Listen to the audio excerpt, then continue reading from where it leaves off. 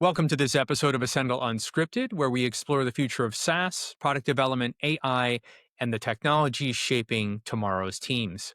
I'm your host, Michael Cinquino, and today's episode is about what's next in AI for SaaS companies. We have Ascendle CEO Dave Todaro and longtime Agile product strategist, and we have returning guest Jeremy Jackson, CTO at ASG, who's been at the center of these types of transformations. Let's dive into trends redefining how SaaS companies build, scale, and staff their future. Jeremy, I'd love for you to kick it off and talk about the idea of vibe coding and vibe prototyping. Sounds cool, but what does it actually mean? And how is it changing product discovery? Yeah, if you asked me 15 months ago if engineers were going to find a way to make coding cool, I would have laughed in your face. But now we got vibe coding. It was coined by a former ChatGPT founder. And today it sits at the forefront of what I'm seeing as the modern SDLC. So we have a whole slew of tools that allow you to do vibe coding from Lovable to Bolt, now Figma Make, and Firebase. And so you pick your poison, but the pretense is, instead of in the old days where you maybe would have used assembly to get the computer to make the code, or you would have used coding language like .NET or PHP to get the computer to make the code. Now you just use natural language. You literally type out what you want to build, give it maybe a napkin drawing of a mock-up, and it will create a full application from end to end for you to be able to start to build off of and ideally show customers full-scale prototypes. Now, caveat, it gives about 10 to 15% of a full-scale application. It is not the end-to-end soup to nuts pieces, but for me, it gets you a lot of the way there, and certainly way further than you would in the past with, say, classic hi-fi prototypes or mock-ups. Jeremy, thank you for that. A quick follow up question. My acting teacher always used to ask me, yeah, but what does that mean? That this has changed, but what do you think that means for, maybe a general sense, and more specifics if you have them? Yeah, I think the so what here is you're going to see a rapid evolution of disruptors in market for thin clients. So, said simply, tomorrow, if you want to build something, you don't need a CS degree to go start to build a new application. You can do it with enough know how, with enough insight, with enough always on learning. You can do it with one of these tools. Now, you may need that architect with a CS degree as you get later on in the scale of the build. But to start a new idea tomorrow, to be a new company today is it's the first time in history where you can really do that, really without any sort of coding background. So, Dave, you've led product teams for decades. How does a shift from multi-month planning cycles to live prototyping that Jeremy's talking about in minutes, essentially, impact the ways that teams prioritize or launch features? Well, the big thing we've always struggled with is, will anybody care? We spent lots of time building something and then we show it to people and they say, yeah, it looks great. And then we'll eventually get it into their hands only to realize that no one really cares. They thought they wanted something, we delivered it, spent all kinds of time, effort, energy, and money. And then we couldn't because we had depended on the paper prototyping, whether it's a fixed mockup, a somewhat interactive mockup where you could click on different things. But then there was a big lift in terms of actually making something work. So I think the big change is making something work. To Jeremy's point, this is not a fully fledged application that's ready to snap my fingers. Let's get rid of all the developers and then we'll just put it into production. It is still a prototype, but I would say the level of interactivity, the level of capability is dramatically better than just the prototyping that we're used to. So I think that's the big difference, is being able to shorten that time from idea to putting someone's fingers on keyboard or hands on the mouse and using something and then being able to get feedback on that experiment. So, to a degree, these do sound like real tools and not toys. They're absolutely real tools and they're writing real code. I think the big word of caution that I would throw out is it's still building what I would consider a prototype that I would not ship. So I think, the executives I talk to are rightly getting very excited about the possibilities, but I think it's easy to quickly jump to, well, we're done, right? We're going to go from months and years to build this product to weeks, and it's going to be all bulletproof and ready to go and ready to scale, ready to extend. Hold on a second. It's not quite that good. Maybe, in the next few years, we'll be getting to that point. But I would just be cautious to understand and treat this, even though it is writing code and it is functional, just still assume it's a technical experiment. It's a working prototype. It's just the tooling today brings you further along than you used to, but don't fire all your architects and all your senior developers quite yet. Dave, the time point that you brought up, Jeremy, you might have addressed this a bit, but maybe if either of you or both of you could just speak to what this means for time and timelines. Dave, you're saying, instead of years, this much time. How does the element of time and development all come together? What is the change, if any? Sounds like there You is know, something. if I could table set, a modern SDLC life cycle, if you will, it's anywhere from 2 weeks to 3 months. That's from idea, design, prototype development to production deliverable, right? And so that's this massive SDLC loop that Dave was talking about that takes a lot of time today. And to Dave's point, you often don't get right. So you're doing a lot of iteration, scope creep, get it to the customer only to say, no, I wanted this button, not that button, or this feature, not that feature.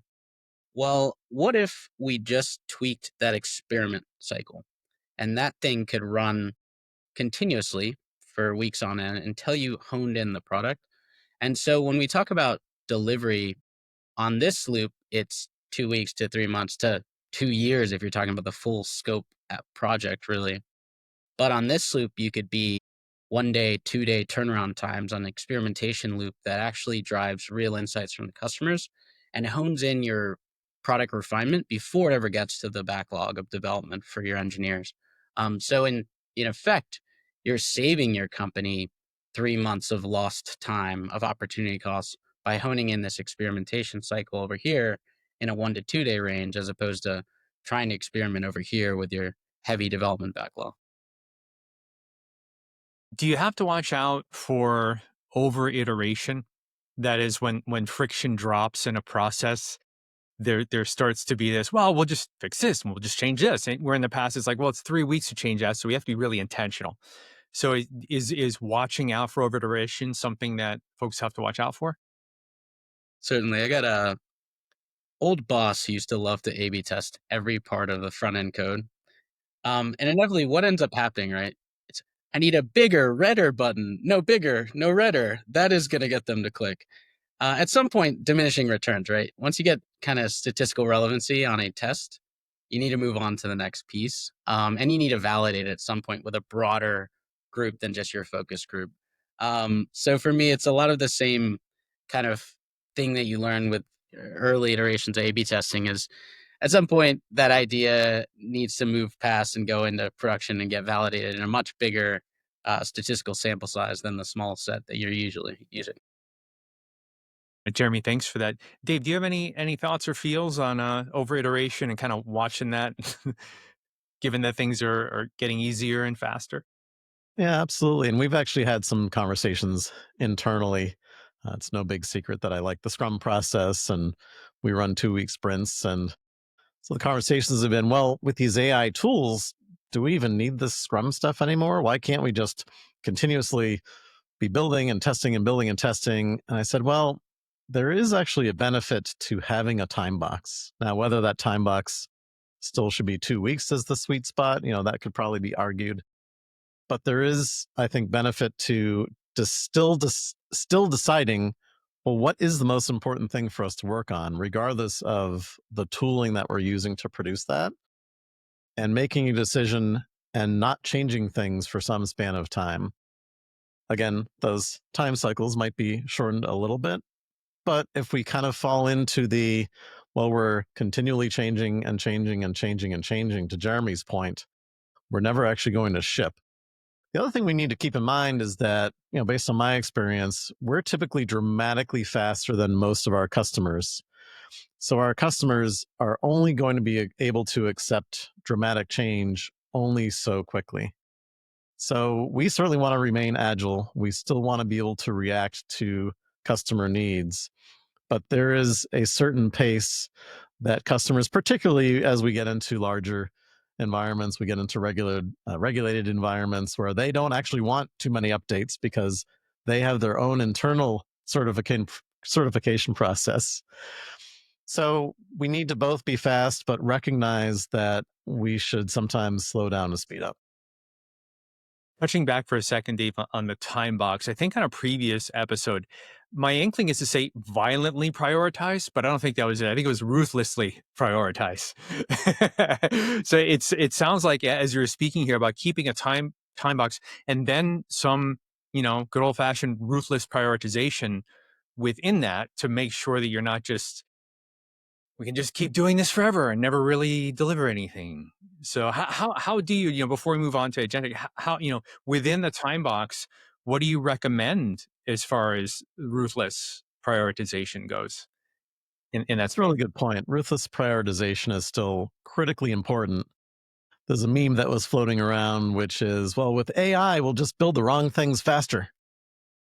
So deciding about what we're building and why is still critically important, because just because we've gone from a shovel to a backhoe doesn't mean that we shouldn't decide which holes we need to dig.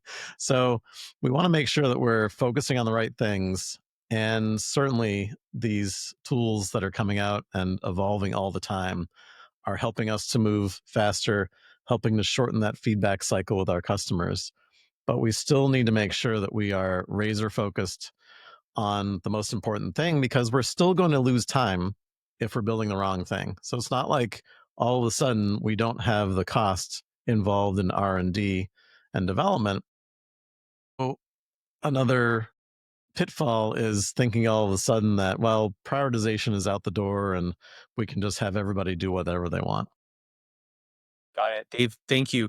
Before we move on to the next topic, Jeremy, I did see you maybe smiling a little bit when Dave was talking about the misalignment between agility and the large organizations that Ascendle's working with, being able to uptake what's going on and then having to, be mindful of that pace. Do you have any thoughts around that? Yeah, just that, in a previous episode, we talked about rebuilds. And the thing I've always just uh, didn't account for is the slow customer adoption cycle. They're always slower than you think, sometimes 3 times slower than you think to adopt a new feature or be willing to convert to the next version.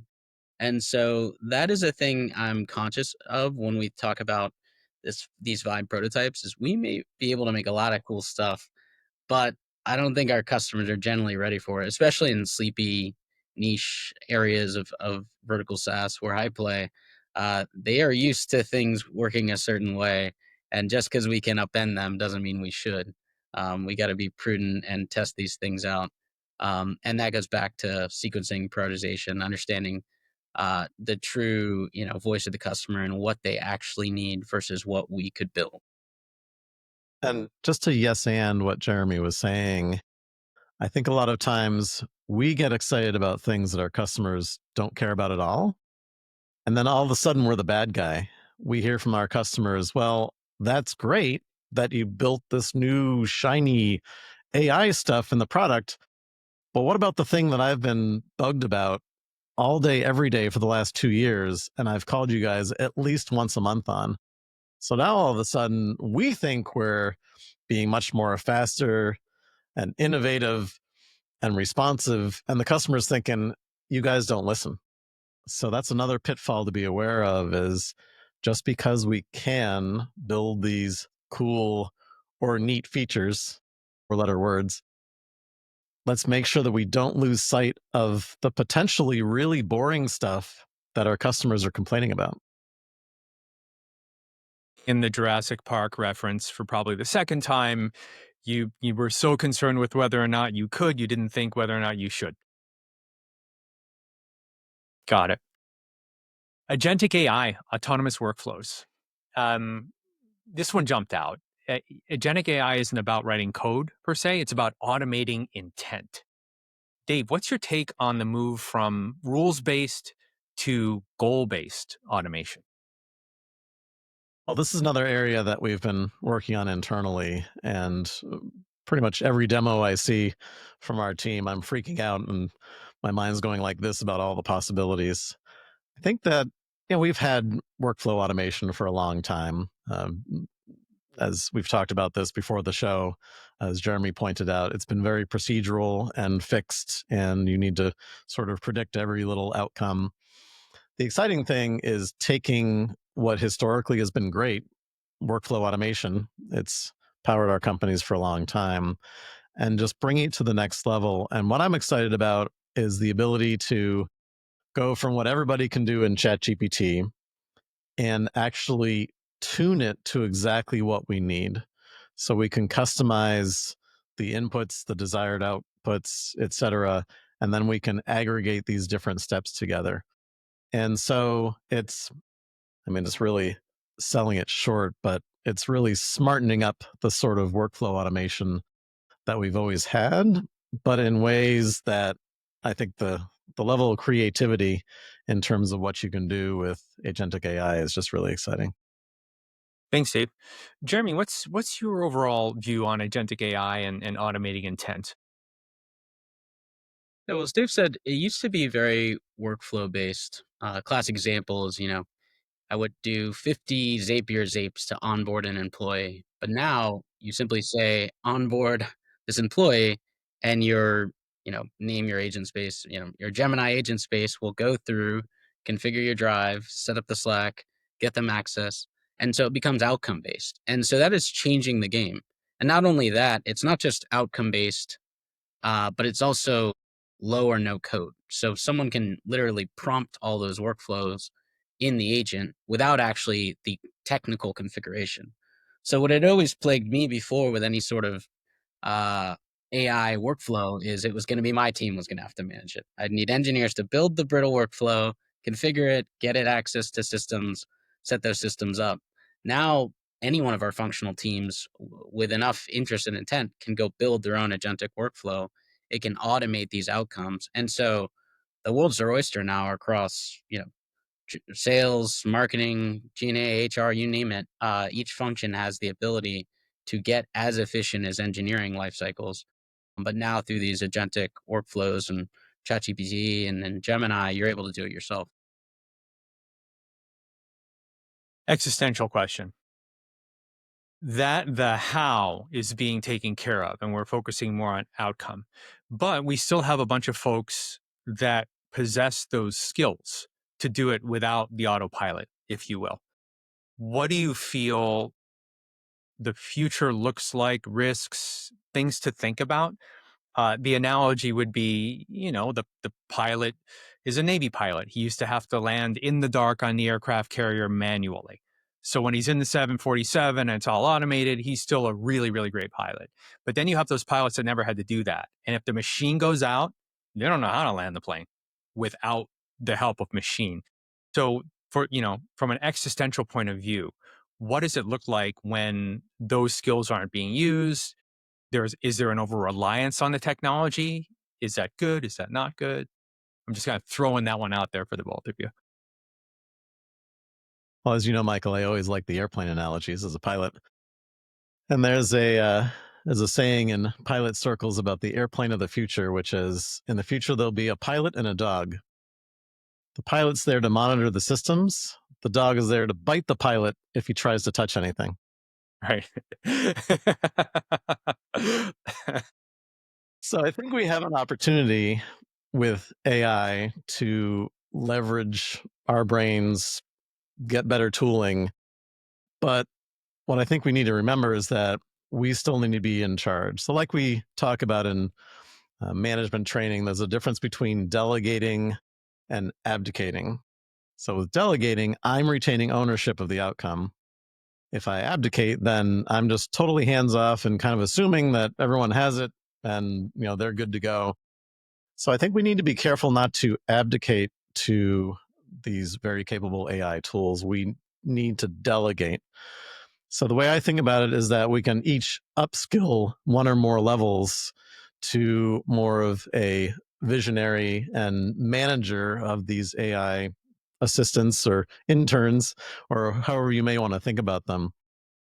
But we still need to make sure that what we're getting out is what we intended. And so cutting ourselves out and abdicating ourselves, I think, is a big risk. Thanks, Dave. Jeremy, do you have any thoughts on retained ownership?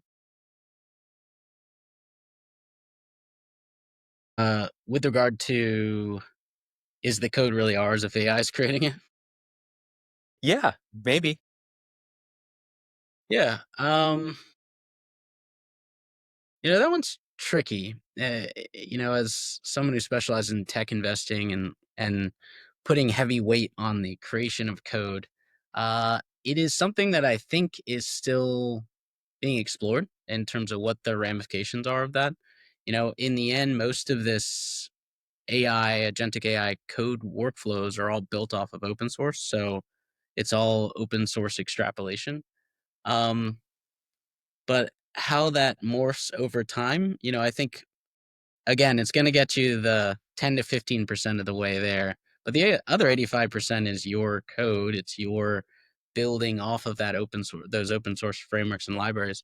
So I think it's no different than it has been historically with open source. It's just that it's uh, you're washing away the underlying imports and licenses that you used to know, but now you're just inheriting through these coding agents. Got it. Jeremy, thank you for that. I'd love to stay on you for a moment. And we're moving into AI first teams and a new model of operation. So, what does it actually look like when AI becomes part of the operating model and not just an add on? Yeah, well,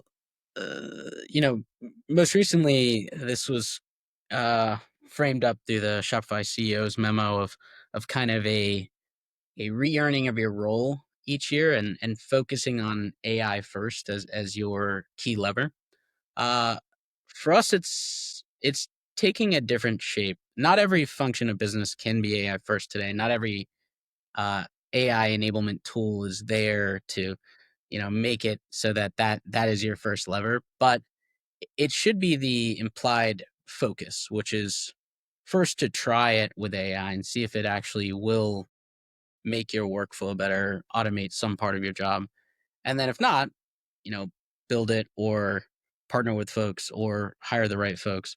But we always want to be pushing that training envelope and getting people thinking that way. Um, but it is not fully there yet. I think I'm not quite ready to give the rallying cry of everything has to be AI first, because it's not enabled in that way in every function of business. But I am pushing our operators, pushing our leaders to be thinking that way, because in this year of 2025, and especially now, given all these agentic workflows, it's at least possible. Jeremy, thank you for that. Dave, from a scaling perspective, you've scaled teams. How do leaders or how should leaders think differently when evaluating roles, team velocity, or hiring if AI is a multiplier? Yeah, we've had a lot of conversations about this lately here at Ascendle. And I think what we're seeing is that there's going to be more of a demand on the more experienced developers and architects, which creates a bit of a conundrum, which is if we only need senior developers and architects, how are we going to get junior developers to become senior developers? I think we've been talking about this conundrum for a while. But that's what we're seeing is that if we, and this is a really bad analogy, but I think about it like a carpenter and a hammer and a nail gun. If you hand a skilled carpenter a nail gun, they're going to build that deck off the back of your house a lot more quickly. But they still need to be a carpenter, because if I know nothing about carpentry, if I went out with a nail gun, that's the worst possible thing you can do. At least with a hammer, I can only make so much damage because I really don't know what I'm doing when it comes to carpentry, besides maybe watching a few YouTube videos. So I think the challenge is that if we give these tools to the most junior developers, they may not be able to understand whether those outputs that the tooling is producing for us is right or not. And to Jeremy's point, we still need fundamental architecture. We still need to be able to understand that as we're putting these systems together, that we are architecting for scalability, maintainability, security, all the ilities, extensibility, et cetera, et cetera. If we don't understand that and we don't set the right foundation, getting back into the construction analogy, then the whole thing's going to fall apart. I wouldn't want to walk out on that deck if I had built it. So I think that's where we need to exercise some caution, which is it's not something where we can just automatically equip everybody. Now, there is a huge amount of help that AI tools can give to the more junior developers. But I think what we need to be careful of is to not cut the more senior developers and architects out of the loop, which is something that we've always done, right? Forget about AI for a minute. We have always had an apprenticeship model in the most successful development teams where we couple more junior developers with more senior developers. We pair with them. I think we can do the same thing. Let's pair program with the help of our AI augmentation. So again, another word of caution is let's not throw out everything that we've learned over time really works as it pertains to humans getting better at their craft. And I think that might be the answer for how we get junior developers to be senior developers, which is let's couple them with the best equipment and tools right from the beginning, but let's not abdicate our responsibility to make sure that we're providing the oversight, training, guidance, mentoring, coaching to bring them up just now with a different set of tools. And look, we take a step back. We've always had an evolution in tooling from the very beginning of software engineering. We've gone from the command line prompt to the integrated development environment. We've been auto-generating code for years. We auto-generated code way back when in 2001. But it was up to us to make sure that that code was, in fact, something that I was ready to support in the product for the next 10 years. So as much as things change, they remain the same, or however that quote goes. So all is not lost. It's new tools, new capabilities, but at the end of the day, at least for the time being, there are still humans that need to be involved to make sure that we're building the right thing and we're building the thing right. Before I forget, the uptake or sustained usage, something that I was thinking of. Yeah. So there's a stat from Copilot's rollout. There was strong early adoption, but then there was a drop off in sustained usage. So, from a momentum standpoint, how can leaders keep that momentum alive, if you will? No, I can try and answer that from our portfolio. We rolled out Copilot 15 months ago on the early onset of Copilot's integration into IDEs. And that was great. At first, we got pretty good uptick, a lot of developers using it, a lot of output from it. But then it dropped off. Why did it drop off? Well, it's because people's reversion to the mean. They go back to their normal pattern of behavior. And the normal pattern of behavior isn't to chat prompt Copilot into validating your code or doing the unit test. It's to finish the story points, finish the story, and ship that release branch. Um, but that is the thing that takes just reinforcement, just like all new habits. You have to reinforce it with uh, showing wins and showing validation of why it works. And in fact, Dave, to go back to your thing, like one of the new exciting things that just came out with Copilot and I think a tool called Jules from Google is an agentic bot that works side by side with you to go tackle defects. So while you're doing your main feature release branch, it can go tackle defects or unit tests or QA.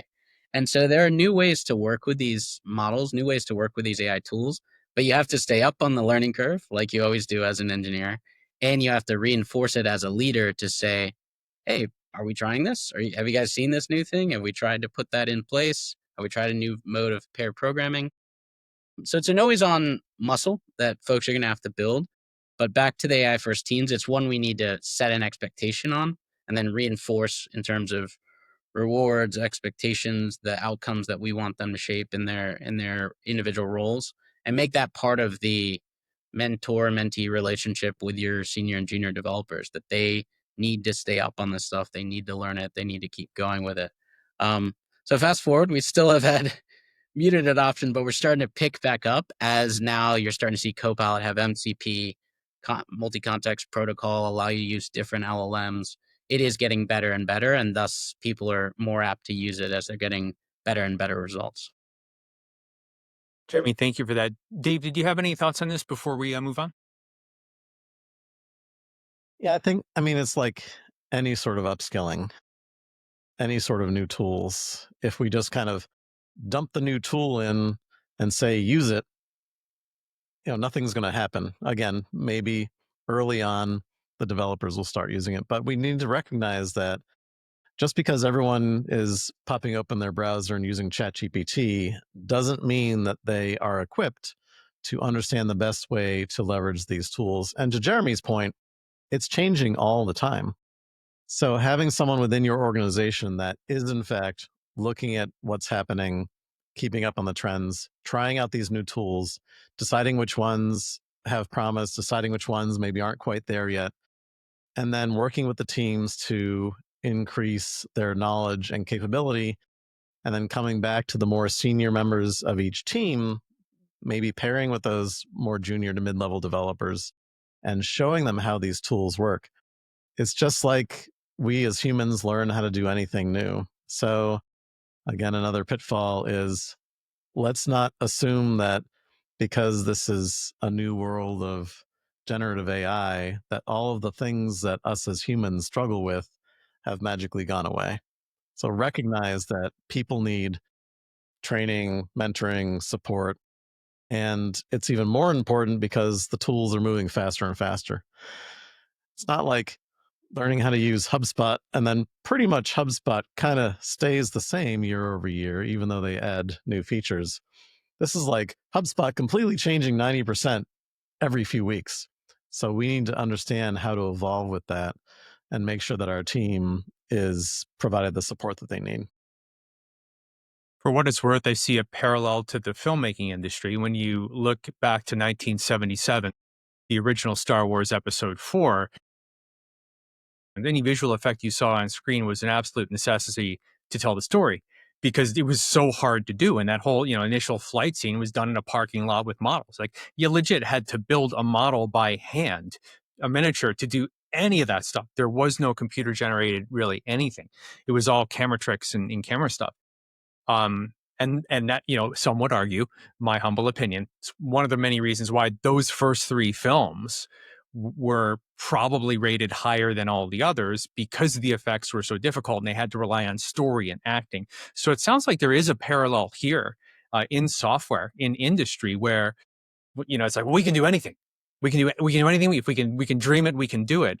But you have to be careful in that, like, it's like Dave, you're saying the fundamentals that matter. Like, are we building the right thing at the right time for the right people? And it sounds like, we just really can't get away from those things ever. And it's never been easier to get away from those things. When you talk about Disney and Marvel, they can do, they have a good, I don't know what's beyond many terabytes, but terabytes of computer power to create anything and just, speak it in there and create this. And, you're like, but is the story good? But does this make sense? Why are we doing this? Well, because we can, but do we need to do it, kind of thing?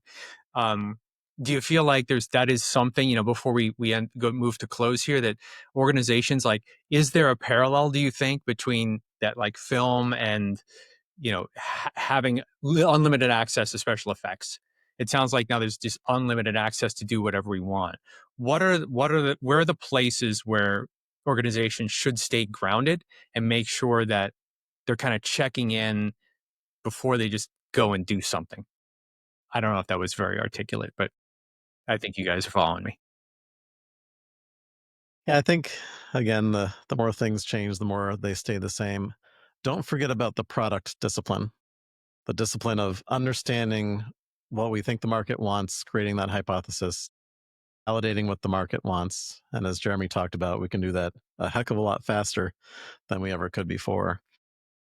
But don't assume all of a sudden that it's all about generative AI and writing code faster. It's not, because we still need to make sure that, again, we're building the right product. And also don't forget about your senior most architects and lead developers, because that's what's going to allow us to build the product right. So, as we learned from Spider-Man, with great power comes great responsibility. And if we're not careful, we'll build a bunch of crap that no one wants at a much more rapid pace. Dave, thank you. Jeremy, so how can organizations stick to an episode 4, 5, and 6 Star Wars and not have the episode 1, 2, and 3 thing happen to them? Let me use a different analogy because I didn't watch all Star Wars. Please. But for me, it's let's say you're building a new yard. It's now easier than ever to start that yard. You can get some turf and roll that out and have your yard ready to go. Someone needs to maintain it. The yard's going to keep growing, and you need to find the right tool for the job. And that is what AI presents to me is now you can get 90% of your yard done. But for the rest of your history in that house or how long you're going to own that business, you got to maintain that yard. And you need professional people that know how to use those tools to maintain that yard. And that's the thing I've been thinking about more than just the right tool for the job or the right way to build that scene. It's how can you articulate the how the shortcut is still gonna end in the same result, which is you're gonna need a team to manage it. You're gonna need to learn and build and manage these tools so that you can manage that yard from now until forever. Staying on you for a moment, Jeremy, I did notice ASG is pushing for companies to assign an internal quote AI champion. Maybe we can close with this. Why is that important? And what should that role actually do? Yeah, well, we talked about uh, a couple of things today, right? The advent of vibe coding and what that means to the experimentation cycle, the advent of agentic workflows and being able to self-manage that no matter what function of business you're in. Um, but what all these things have in common is you need someone to be on the always-on learning curve and understanding what's out there and what's possible. And so for us, naming an AI champion again puts that AI first team into practice. It makes sure someone is owning that forward innovation, regardless of what part of business you're in.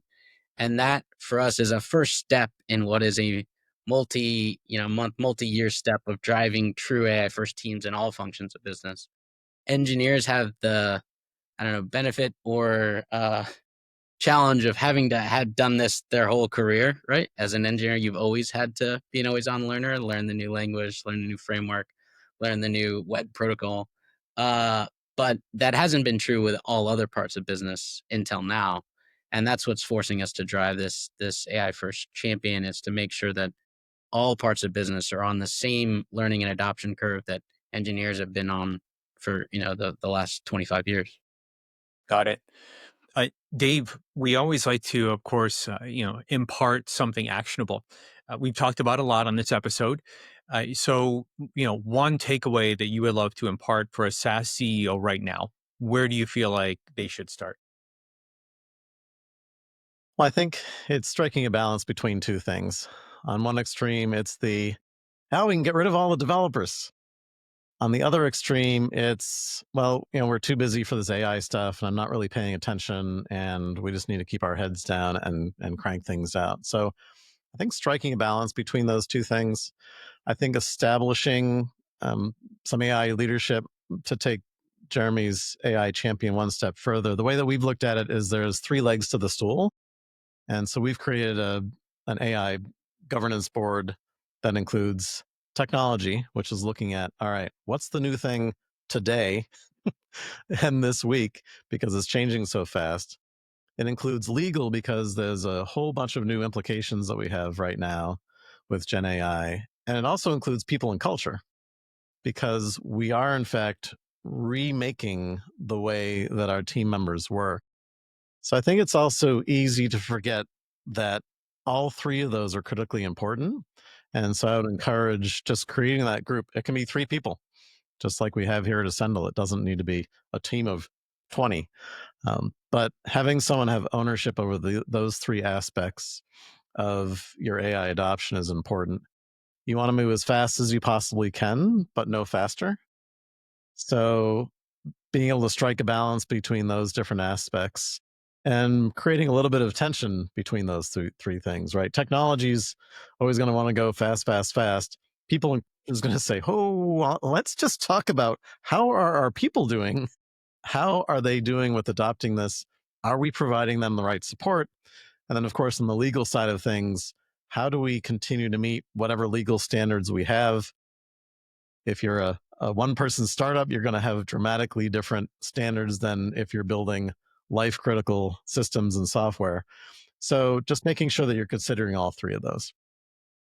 Dave, thank you. So major shifts, each one pointing towards a more faster, leaner, autonomous way to build great products, whether you're product ops or executive leadership. We hope this served as a roadmap for you. Thank you to Dave and Jeremy for helping us translate these trends into real-world strategy. If you want to talk about how these trends might apply inside of your company, please feel free to connect with us at ascendle.com. As always, thanks for tuning in to this episode of Ascendle Unscripted.